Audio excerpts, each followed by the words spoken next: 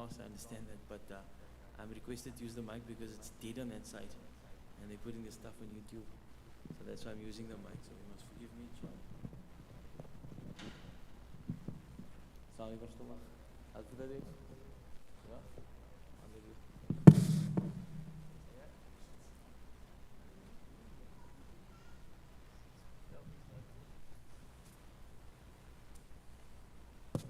Let's see how far we can go tonight, inshallah.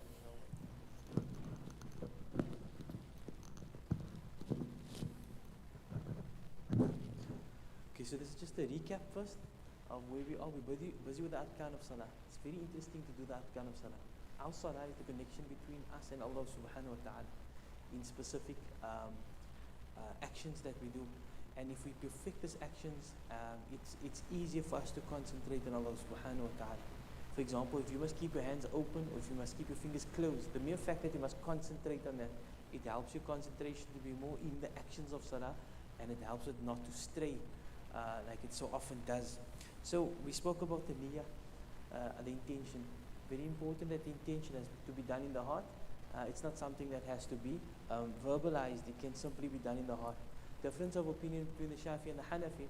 Interesting idea of the Hanafiya, where they say that the niyyah is not part of the salah. It's a condition.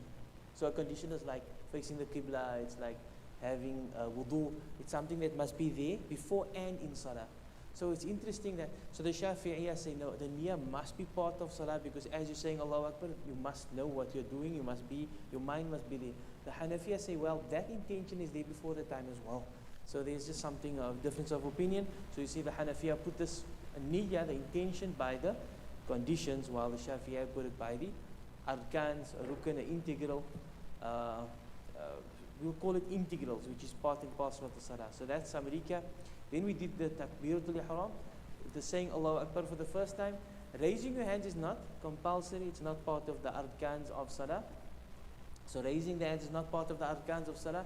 I'm going to use the Arabic term arkan, it means an integral, right? Actually, let's use integrals. Raising the hands for the first time is not part of the integrals of salah, but saying Allahu Akbar is, and we spoke about the certain conditions that has to be there. That was with the takbiratul ihram. Then we did speak about Surah Al-Fatiha as well. Differences of opinion again in the Hanafiya school of thought there, but we'll look at that at another time. Also, you find that the Hanafiya does not regard the basmala, the Bismillah Rahman Rahim, as you'll hear. If any Hanafi scholar stands in front, he won't recite the basmala. But it is recommended in the madhab, in the Hanafi madhab, to say the Bismillah softly. It's not that they should not say it, they just should say it softly. The Shafi'i madhab considers this part and parcel of the Surah Al-Fatiha, and therefore it is read loudly as it is part of the chapter. So that is the whole Surah Al-Fatiha must be read in Salah because it's part of the integrals. If you leave out Surah Al-Fatiha and you recite the entire Quran, then your Salah will not be authentic. You can recite 113 chapters of the Quran, and it can take you the entire night, but if you leave out Surah Al-Fatiha, the Salah won't be accepted. This is how powerful Surah Al-Fatiha is. Surah Al-Fatiha can be read and the rest of the Quran can be left out, and then the Salah will be accepted. But if you leave out Surah Al-Fatiha, then obviously the Salah will not be accepted. So we spoke about that. We want to move on now. We're moving on to Ar-Ruku'. Okay, Ar-Ruku'. Ar-Ruku', first of all,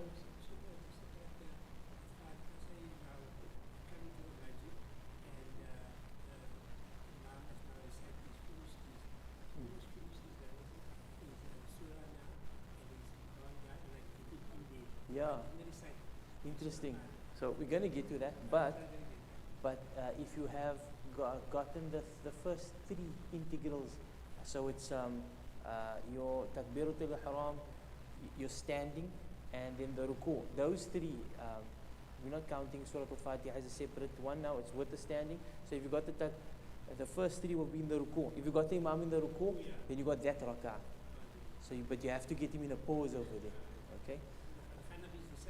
No, so I don't know if the Hanafi is the same. I have to check that. Yes. So no, look, I don't know what the Hanafi will do if you are to check that, but interesting thing is the Hanafiya, they don't make it the integral to pause, as we'll see. Okay, so here we're just looking at the bare minimum of what is salah. This is not the etiquette and the best way to make salah. We just look at the bare essentials, the bare essentials of salah. If you just want to stick to that, there's not much reward in that. If you're just going to stick to the bare essentials, not do the sunnah and that type of thing, but we're just trying to understand what is essential and not essential in salah. So the next thing is ar-ruku'. So what is ar-ruku'? So all of these things has a technical term and a meaning in the dictionary. So this is interesting to understand. So if you can understand Arabic, right, and you study the Arabic language and you go to Arabic dictionary, you're not always going to come to what the so in every subject you have one word meaning something different. Like the word sunnah in one subject might be everything the Prophet ﷺ said, did, and what he allowed to happen. That might be the muhaddith. The muhaddith might be referring to that. But the word sunnah in fiqh might mean something different. It might mean something that you can leave out. If you do it, you get reward. And if you don't do it, you don't get punished. So one word has multiple meanings in terms of what's up. So you find the definition of ruku' in terms of Sharia is أَيَنْحَنَى الْمُصَلِّي قَدْرَ مَا يُمَكِّنُهُ مِنْ بُلُوغِ راحتيه ركبتيه. So you have to bend down in order to make a ruku'. You have to bend your back to the extent that your hands is going to touch your knees. Your hands has to touch your knees. That's the bare minimum. You have to bend down to the extent that your hands is going to touch your knees. Okay, so that's the bare minimum. وأما أكمله, but the best of it فهو ينحني بحيث يستوي ظهره أفقيا. The best way to make ruku' is to stand in a position that your back is in line with your nape. This is your neck here, the back of your neck. So the back, say this is your back, and then your neck and your back has to be in line. Okay, which is not very easy, especially as you get older. You find it's a bit difficult to do, but it's a good practice to do. It will stretch your back. It stretches your legs also. What is it? Legs straight. So stand away from this camera. So basically, this is going to be the least you can do, just like this. The least, just touching it. That's the least. Just bending your back. But the best is going to be to prostrate, so that your back is my back straight. That your back is straight with your nape. So that will be the best. So some people go further than that, which is unnecessary. You get people going further down to the knees. Those things are necessary, right? So just try to keep the back straight, and that would be the best position to perform the salah. Now, if you get older, if there's something wrong with your back, do this to the best of your ability. Do this to the best of your ability, and it's not an easy position to maintain if you're not used to it. So try the best that you can. So that's going to be the next rukn, is the next integral.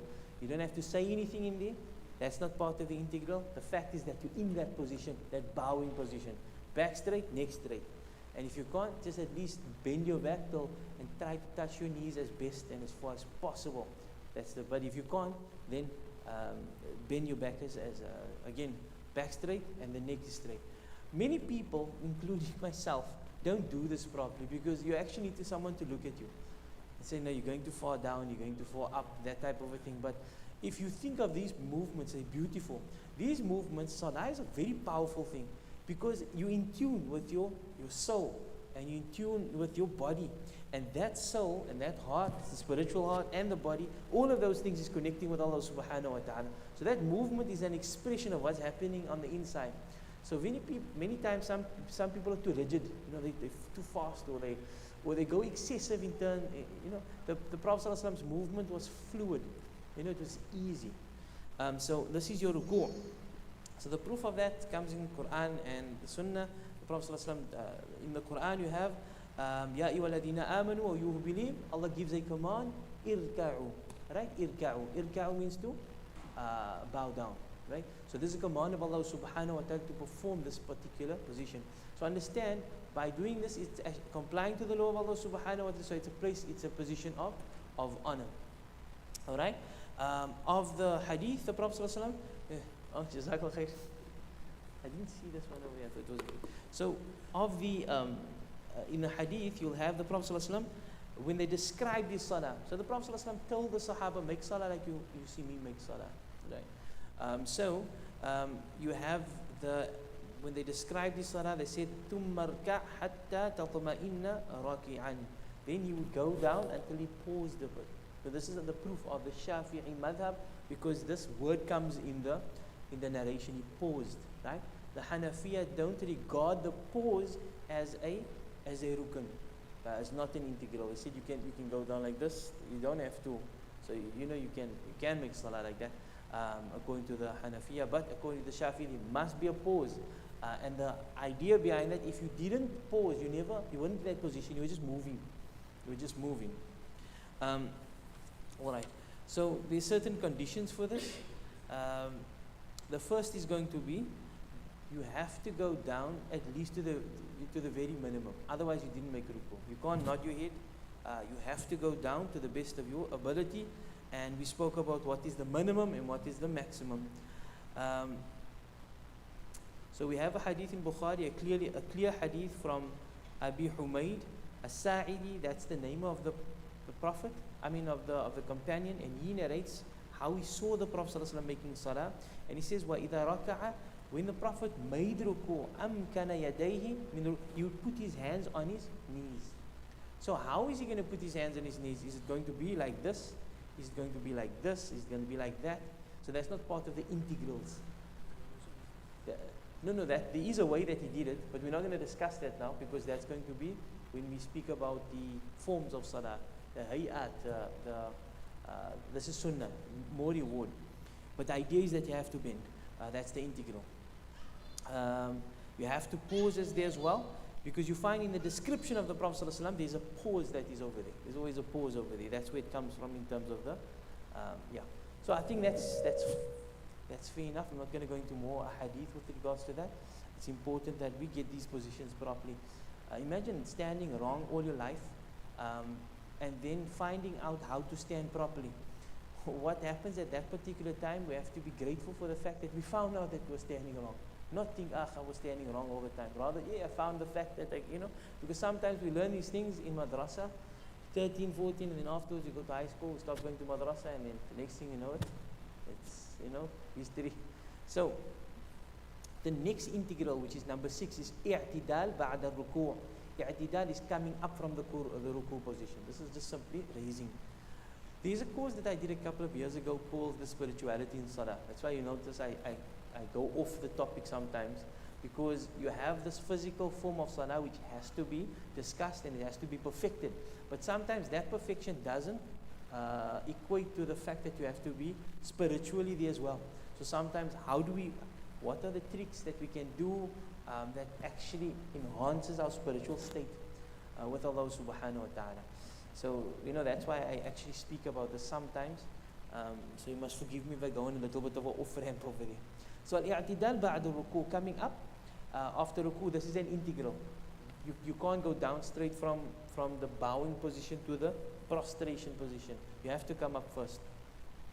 There's a hadith in Muslim narrated from the beloved of Muhammad sallallahu alaihi wasallam, which was Aisha radiallahu anha. She describes the salah of the Prophet sallallahu alaihi wasallam, and she says that when he made the ruku, فَإِذَا رَفَعَ رَأْسَهُ, when he lifted up his head مِنَ الرُّكُوعِ لَمْ يَسْجُدْ حَتَّى يَسْتَوِي قَائِمًا. When he came up from the bowing position, so she describes the way a husband used to perform salah. She says when he used to come up from the bowing position, he wouldn't go down to the prostration until he's standing completely straight up. Right? So he didn't come a little up and then go down. He used to come straight up properly. Right? He would stand properly, and then he would go down. So this is an integral of salah. The Prophet ﷺ would obviously never leave an integral out. There's certain conditions. There's certain conditions for all of this. I'm not going to mention it all the time. You mustn't come up for any other reason. You mustn't go down for any other reason except for why you come. For example, you see a cockroach coming to you, right? And this happens sometimes. There's some spider or something coming across, and before it comes, you stand up, right? Or you sit up. That position over there, when you came up, wasn't because of salah, it was because you were scared or something, and then that doesn't count. That doesn't count as part of your salah. So if you realize, hey, I am already up or I'm already down, then that's not going to work. Okay, so again, there has to be a pause in that position when you're coming up. This is something interesting. Part of the etiquette is ألا يطيل الوقوف به تطويلا حفاء. You must stand too long. بأن يزيد على مدة قراءة الفاتحة. You must stand too long there, that it's almost as long as the Surah Al-Fatiha. So sometimes we prolong things in salah that should be prolonged. The ideal also behind this is that the people behind you must be content with what you are reciting. You can't stand in front and recite the entire Surah Baqarah and people behind you needs to go to work and that type of a thing. Mu'adh ibn Jabal radiallahu an, people complained about him. They said he's making salah too long. And so the Prophet ﷺ came to this congregation and he asked, what's the issue over here? And he said, no, this man is making salah too long. And so the Prophet ﷺ told him, look, Fatanina Mu'adh, why are you trying these people like this? Why are you making it difficult upon them? It's easy for you to recite the short chapters. Okay? So again, when you're standing, when you're coming up from the buying, part of the etiquette is not to stand too long. The next one, sujudu marratain.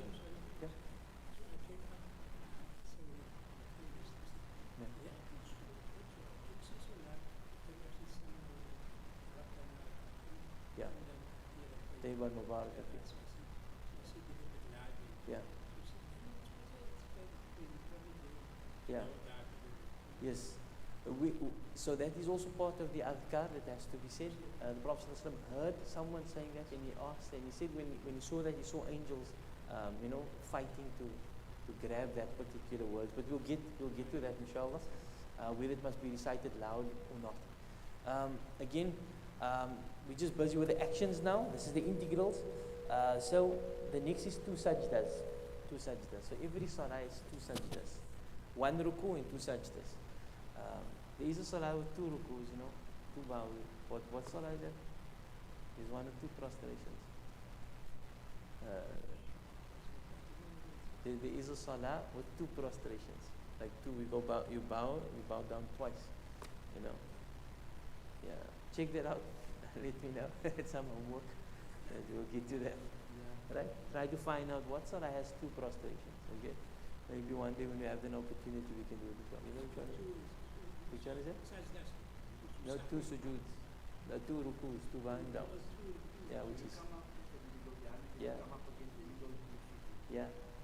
So try to figure out which one is it. You can just ask Google, see what Google says. Right? Do the okay. So the next one is sajda, which is prostration, and this is done twice. Now this is the only one that is done twice, which is a part of the mercy of Allah subhanahu wa ta'ala, because the closest you can be to Allah is in a prostration. So sometimes if you want to see how close you are in your salah, this will actually measure your closeness to Allah subhanahu, how you feel actually as well. What is your emotions, what is your feeling, what is your etiquette in terms of sajda. But the best way to measure this is actually not in the days, in the night, because the day there's lots of distractions. You just came back from house, you need to go back to the house, you need to go back to work, wherever you need to go. So again, this is part of that course that I did coming out. We'll speak about it at another time rather. So what is the sujood all about? Your forehead has to touch the ground directly. Mawdi'a sujoodihi. That's it. We're not talking about your hands. We're not talking about your knees or anything like that. The forehead must touch the ground. The hadith of this is quite interesting. Okay, it's not in front of me, but the Prophet ﷺ, they told the Prophet, they complained a bit about the floor of the masjid. They told the Prophet it's a bit hot because it is hot. The desert sand is quite hot. But the Prophet didn't give them a compensation, like to lift up their head a bit or what. So it shows you that the forehead must touch the ground. So you get guys like, if you're wearing a turban like me, so you can't put it like this. You can't salah on this. So this must be, part of the forehead must be exposed in order to, for the head to touch the ground. You find also that, if females that wear niqab, when they, so they're not supposed, when you are going down for the salah, the niqab must be lifted, the forehead must touch the ground. Okay, otherwise you technically didn't make a sajda. With that also, anything that moves with your body, like if your sleeve moves with your body, you can't. If there's something laying on the floor, like a scarf you put on the floor, part of your clothing, it's already on the floor, and you put your head down on it, that's fine. But if the clothes move with you, in other words, it's moving with you, your jacket or your sleeves or whatever, and you go down and that's blocking your forehead, which is some technicality that is mentioned, then you have not performed salah. You have not performed the sajda, because your forehead must touch the actual ground that is in front of you, the floor. Let me mention some proofs and some conditions, and then to see if there's any questions that comes up with regards to that. So, of that is that Allah commands us in Surah Al-Hajj, irka'u wasjudu, bow and prostrate. So the prostration there is a proof that it is compulsory. The Prophet ﷺ says to a man that made a very bad type of salah, فَأَخَذَ يُعَلِّمُهُ كَيْفِيَتَهُ. So he started teaching the man how to perform salah, because he didn't make salah properly. ثُمَّ اسْجُدْ. Then the Prophet told him, then you must make sujood until you are still, sajda. You must remain still. So you have to have that pause over there. The Hanafiya don't make it a condition that there has to be a pause.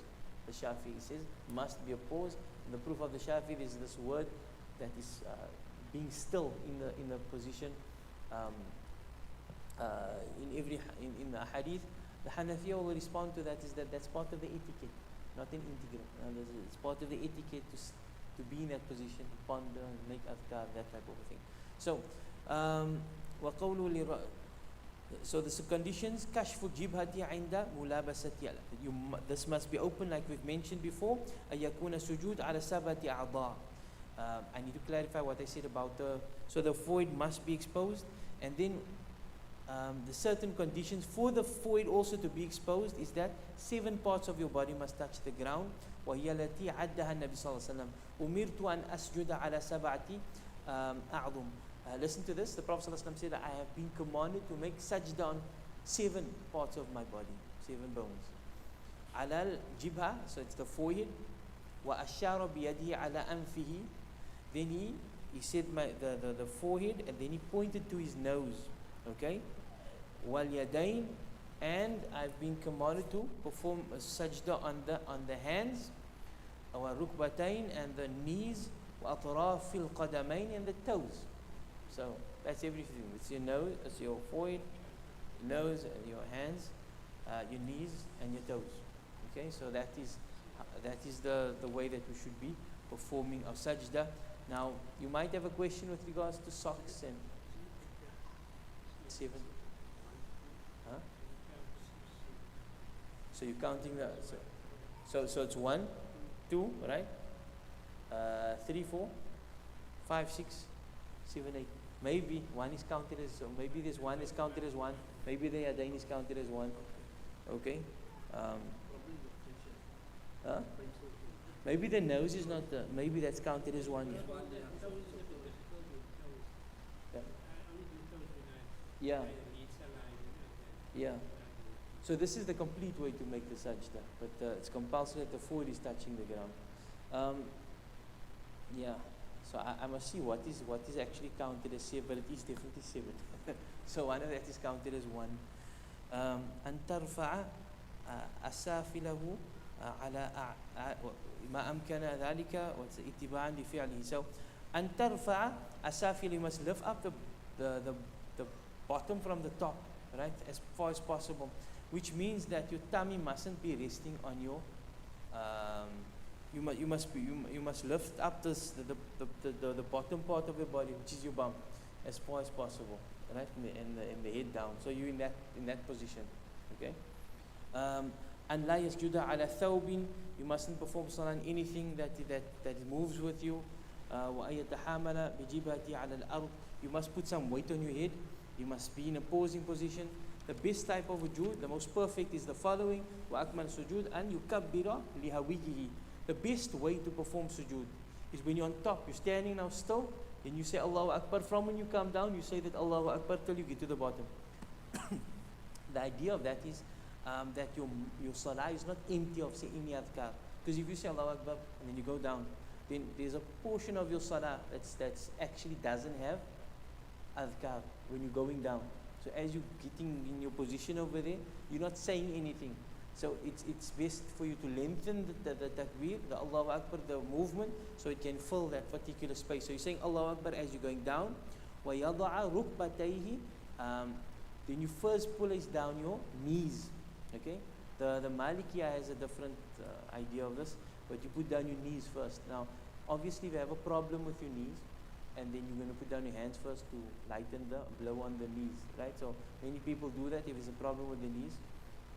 But if there's no problem, knees down first, ثُمَّ يَدَيْهِ, then your hands, ثُمَّ جِبْهَتَهُ, then you put down your forehead, وَأَنْفَهُ. So here you see in we're joining the jibha and the nose together.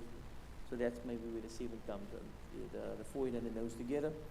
So then the nose and the forehead, وَيَضَعَ يَدَيْهِ حَذْوَ مَنْكِبَيْهِ, then you put your hands in line with the shoulders. Hands in line with the shoulders. I'll demonstrate this now.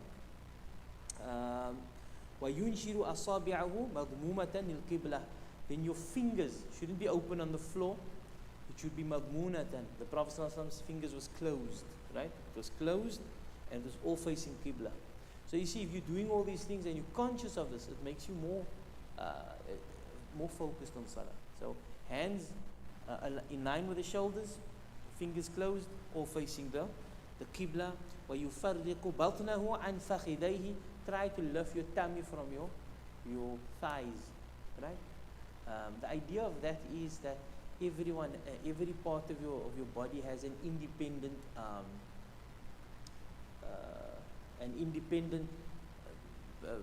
position to perform, to pray to Allah subhanahu as an act of ibadah. So not resting. Everything must be independent. Try to raise your tummy from your thighs. That's if you got a big tummy, it's obviously a problem, right? But if you can, then do that. وإذ بطني عن فخذيه ومرفقيه عن الأرض وعن جنبه. Your elbows must be lifted and raised, right, from the sides. So it mustn't be against the sides. It must be away from the sides, and it must be lifted from the ground. So you have something. It's very impractical, I find, to perform this type of sajda, because the guy next to you don't accommodate for that. Because if I stand in front of you, like you notice you have to keep your hands together, because the guy next to you's elbows is inside. So I don't know if everybody can agree on that, then they can stand in a better position. And you must say Subhana Rabbiyal A'la 3 times. So again, the best way, so I'll move away from this camera. So the best way to perform the sujood is going to be saying like this, Allahu Akbar. So it's the knees, right? Then we go down, then it's the hands. So the hands again closed. So closed like this, facing the Qibla. Then it's in line with the shoulders. Then we're putting the forehead and the nose down like this. And that's tummy away from the thighs as best as possible. So it's actually, it takes a lot of focus. Obviously it comes naturally afterwards. But focusing on this constantly, it helps you perfect the actions of Salah. With your fingers like this, now let's put it like this. So that helps you focus in your Salah by focusing on your movements.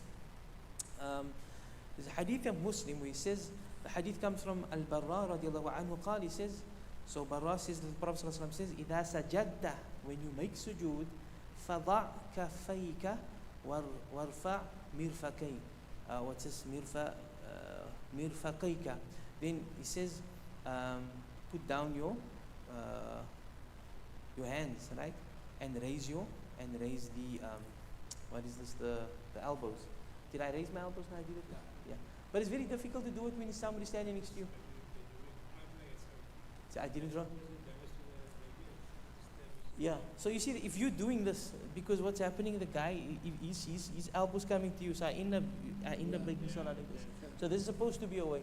Ladies though, ladies have to keep their elbows closer to their body, because everything a lady doing the salah is a bit more. Men are more open. Ladies are more more closer to the haya, more closer to shyness. So that is going to be the sajda. Yeah. So the toes also facing the qibla. The toes are down facing the qibla like this, not inwards. So so it's on the tips of your toes. So it's pressing down like this, pressing down like that. Yeah. Okay. So that's the atraf of your. It's not mentioned here actually. But the toes have to be facing. So both of the legs are facing the qibla.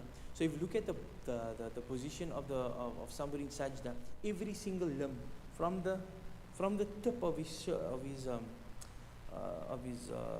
forehead right down to his toes, all of that is in a separate position of sajda.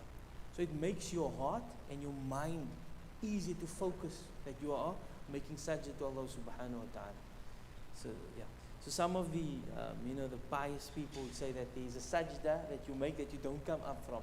Every time you make that type of a sajda, meaning you're getting close to Allah, and that level of closeness doesn't break away. So every time you go make the sajda, you're getting close to Allah subhanahu wa ta'ala. See, salah is a gift. It was given to us in the best of ways, and it's given as a gift. Like the Prophet ﷺ was escorted to a particular place in the sama, in the best type of, with the buraq, and the gift of salah was given to this ummah. So when we make salah, we should actually, it's not, we say, khawklama. So the idea is, just go finish quickly and then I can relax. The idea is, if Allah has given you this gift of enjoying your salah, that's something else. Imagine finding content in your salah. Because the Prophet ﷺ, when he told Bilal to make adhan, he says, Arihna ya Bilal, let us rest. In other words, this dunya is pulling us away too much. Let us relax now. So the Prophet's coolness of the eye was actually contented in the salah. So some more hadith on that. The hadith comes in Bukhari and Abdullah ibn Malik ibn Buhayna radiyallahu anhu. He says that the Prophet ﷺ said, or the Prophet ﷺ, إِذَا صَلَّى, when he was performing salah, فَرَّجَ بَيْنَ يَدَيْهِ حَتَّى. It's just discussing how he used to spread out his hands again. A few hadith on that, and I think we can suffice with that. So that is the sajda. Okay, there's obviously two sajdas in the salah. Yeah.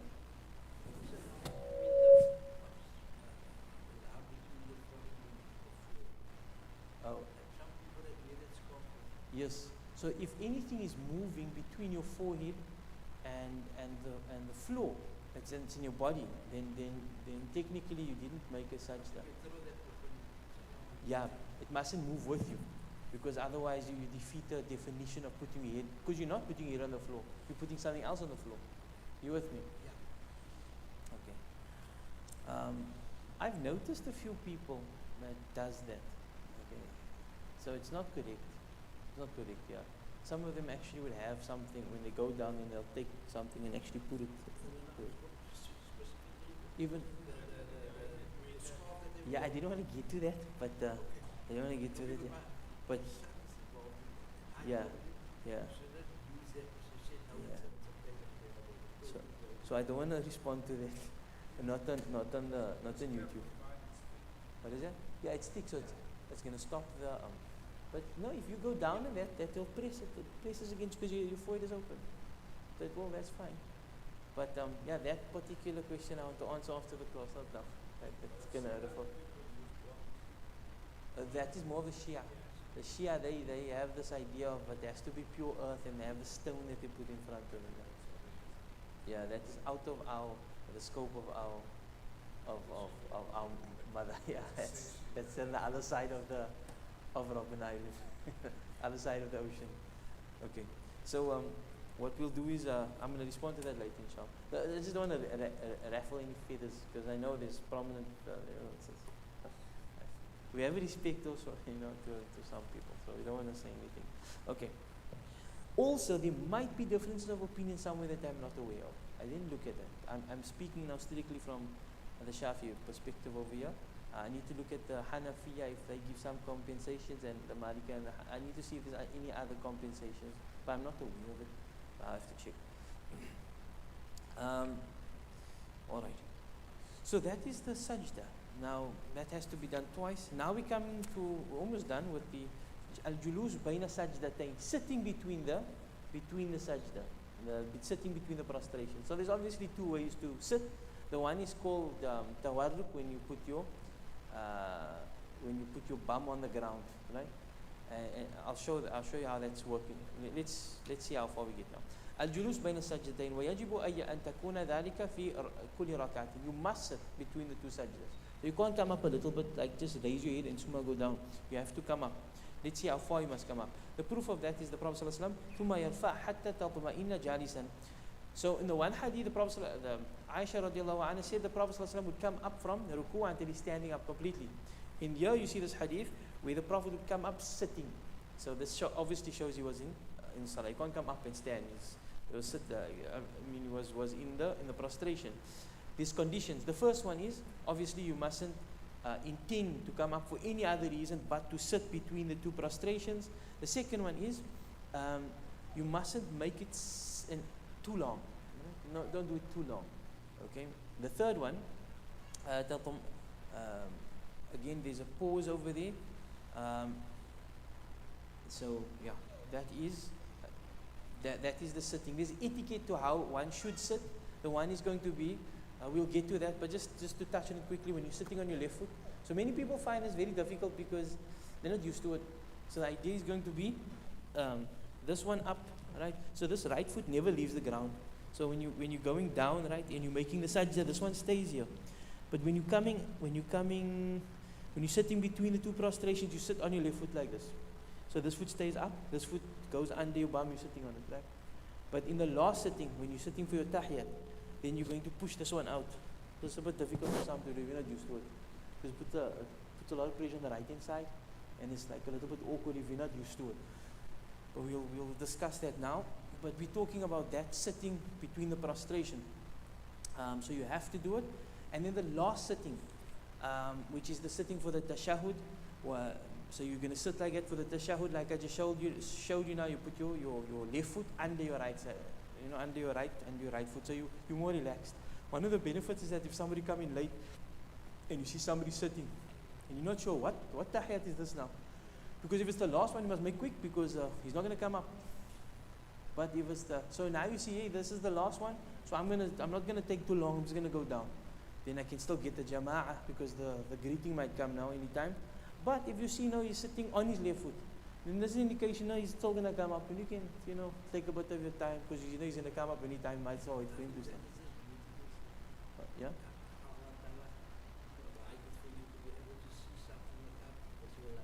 Yeah, verbalizing it. Yeah, everything of the salah will be beautiful. That's one of the yeah. So then also saying the tashahud in the last sitting, and there's wording of the tashahud. قبل أن يفرض علينا التشهد السلام على. Okay, we're not going to look at the wording of the tashahud now. I'll give that to you if you're going to look for it. There's a book that you must try and get. It's a small book that got all these adhkar in. It's called The Fortress of a Muslim. You can download it on the app. It's sold everywhere. It's a small bookie. It's called Hisnul Muslim, or The Fortress of a Muslim. All these adhkar that is said in the various postures is actually in there. And there's different options also. So sometimes we stick to one. And then we're not like the adhkar that I was mentioning. Not many people know that, right? So they don't say it. Alright. Salatu ala Nabi sallallahu alaihi wasallam. Saying salawat upon the Prophet sallallahu alaihi wasallam in the last sitting, and then the first greeting, the taslim, that is going to be an integral, and then all this has to be done in sequence. So now we're going to do the sunan of salah. The sunan of salah, these are things that beautify your salah. So I went quickly through the integrals because I'm going to go through them most probably again when we do the sunnahs, because we want to show all the positions again. So the sunan of salah is the following. The first is going to be a sunan that is before the salah is the adhan. We spoke about the adhan. It's a sunnah.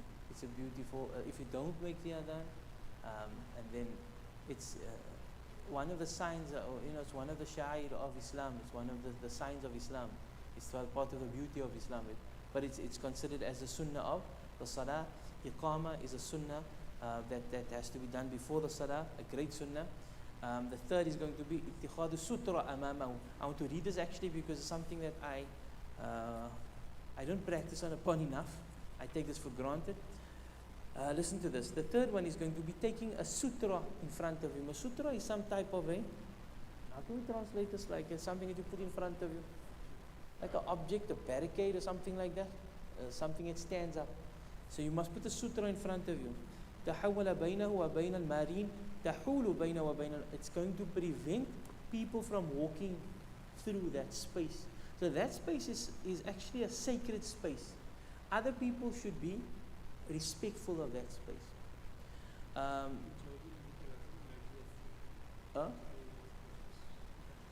Yeah, I saw in Saudi also, not obviously in the Haram. What is that? Yeah, but not, it's like the masjids on the outskirts. But not in the, there's nothing in the Haram like yes, yeah. The outer masjid, yeah. You see they have these sutras, right? Like it can be a wall, it can be a pillar, it can even be a staff or a stick. أو كان يبسط أمامه المصلى كالسجادة ونحوها. This is interesting. You can put in front of you a musalla, we call it a musalla, or sajjada, because that is going to show the person that's walking past that this space here should be respected. This is where he's going to be performing salah. فإن لم يجد خطا. If you don't find a stick or anything like that, or a pillar or wall, then you can make a line. Okay, you can put a line in the sand or something. Like say you take a tasbih for example, and you put that line over there. Say, okay, that's where I'm making salah. Anybody that walk past and say this now, they should be respected. Right? They should be respected. All right. So no.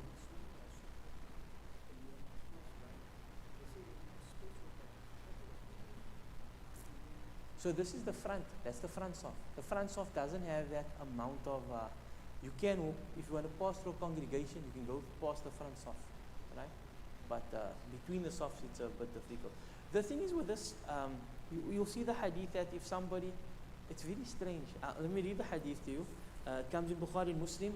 It's narrated from Abdullah ibn Umar that the Prophet ﷺ says, كان إذا خرج يوم العيد أمر بالحربة فتوضع بين يديه. You would put something in front of him.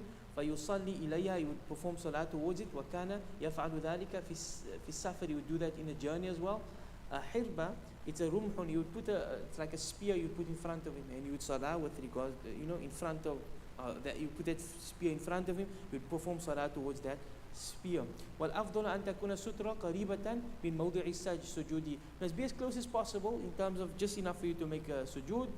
It comes in Bukhari from Suhail ibn Sa'd. The Prophet ﷺ كان بين مصلي رسول الله صلى الله عليه وسلم وبين الجدار ممر الشاة. Between the sutra of the Prophet and where he stood, there would be the distance of a sheep to pass by. So sheep is about this big. It's about that big. Fat sheep. So that one must be just like this. So it's enough for you to make the sajda. Sunan tuaddi athna as-salah.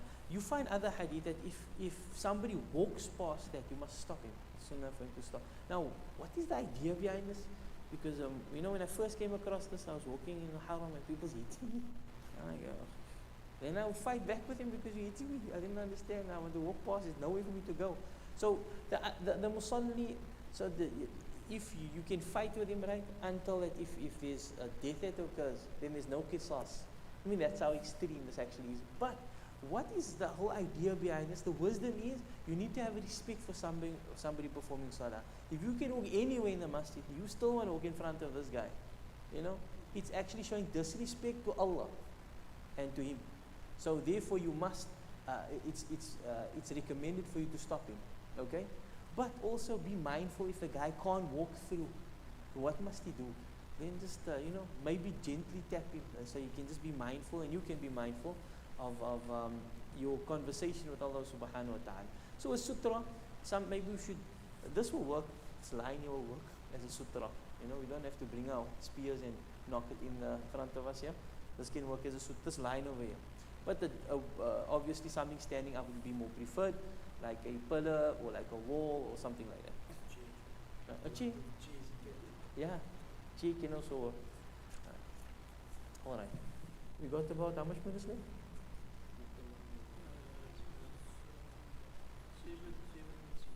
7 minutes left. Okay, let's just touch on one more thing. the sunan tuaddi athna as-salah. So these are things, that is sunnahs that you can do before salah. Put your sutra there, and the adhan and the iqamah must be made. Now we come to the in salah. وهي أيضا تنقسم إلى قسمين أبعاد وهيئات. Now there's going to be two types of sunnahs, the big one and a small one. You call it big sunnahs, you call it minor sunnahs, major ab'ad, and you call it, what's the other one in Arabic? Hay'at. So hay'at is like the form, ab'ad is almost like part of the salah, but it's not a rukn. So the idea is when you leave out a major sunnah, which is an ab'ad, then you can make sujood sahwi.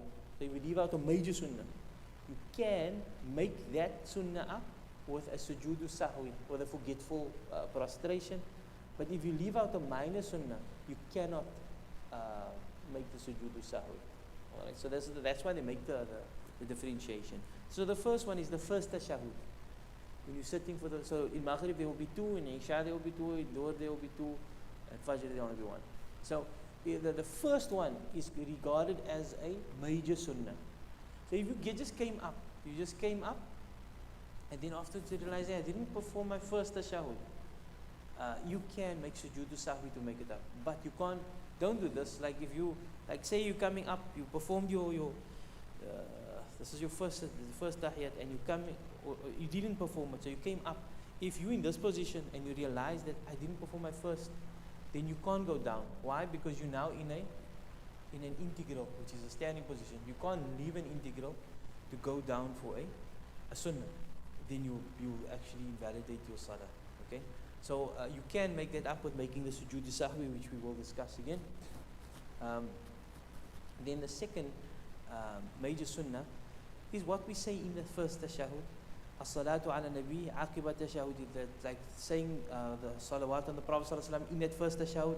So if you sat for the tashahud and you didn't say the salawat, that's a major sunnah that you could have left out, which will warrant the fact that you can actually make sujood sahwi. The third one is sitting. So it's all one thing. Sitting for the tashahud, saying the tashahud, saying salawat on the Prophet sallallahu alaihi wasallam in the first tashahud, and as-salawatu ala Ali and Nabi sallallahu alaihi wasallam in the last tashahud. These are all things that you say. So in the last tashahud, when you're saying salawat upon the Prophet, that's a major sunnah. You must say salawat upon the Prophet, it's an integral. But saying salawat upon his family, that is a major sunnah. If you forgot that, then you can actually make that up from the last sitting. Alright, I know I went through that a bit quick. My intention is to come back to that next week again. Right, just to come back to the next week. The idea is just to go through every action of salah, see what is sunnah, and how to perfect that particular stance, inshallah. But today we discussed the sujood, and we discussed the ruku'. What we didn't say is, the author didn't go into detail when you're making the ruku', when you're bowing down. Well, how must the fingers be when it's on the knees? Closed or open? Yeah, when it's on the knees, it must be open. And all. So it has to be facing every finger like this. When you're in your bowing position, must be facing the qibla. So some people do that, and some people do this. It has to be down like this. So lightly open. But when you're in your, also the back should be straight, in line with the nape, as best as possible. When you're going down to your sajda, we discussed fingers closed, facing the qibla, in line with the shoulders. Hands away from the body. The elbows lifted up from the ground, tummy away from the thighs, toes facing the qibla, and forehead on the ground, nose on the ground, hands on the ground, knees on the ground, toes on the ground. So that we just discussed tonight. Oh, but didn't go too fast. I feel like I'm randomly stuff off sometimes. Was it a bit too fast? Little bit too fast. Okay. So we'll slow it down next week. You notice I come back every time. We'll come back every time.